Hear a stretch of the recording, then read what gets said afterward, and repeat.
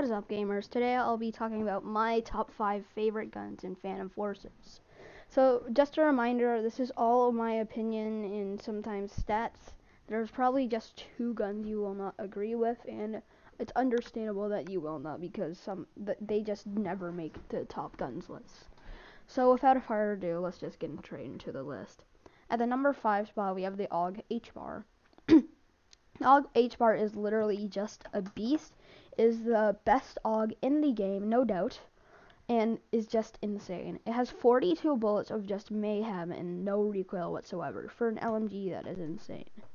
So, the AUG Hbar is just an amazing gun, something you should definitely use if you just want to have some fun, and that is just number 5 on this list.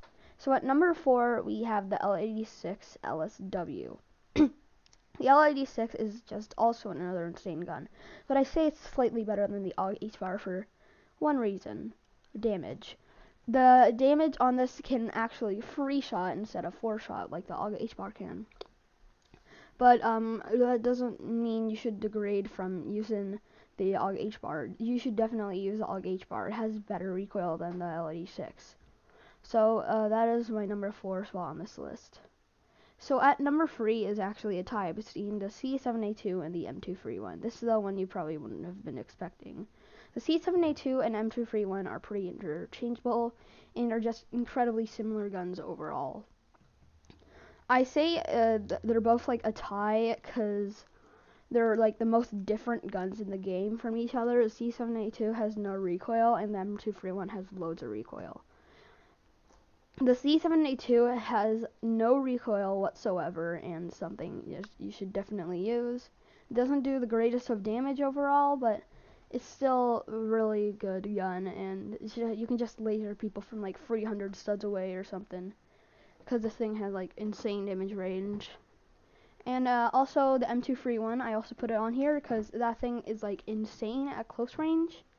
That thing just melts people at close range because of its like 1,225 fire rate, I believe. I'm pretty sure that's what the fire rate is. Also, they're really high unlock ranks. I'm not sure if you should buy them, but you can go right ahead. It's definitely worth it if you can buy them because they're insane guns. So at the number 2 spot is the M60. The M60 has been nerfed so many times, but it still remains its place as like one of the best guns in the game.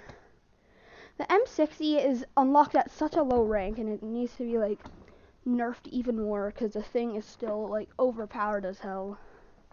The M60 is just a 100-round beast that you could just not defend yourself from.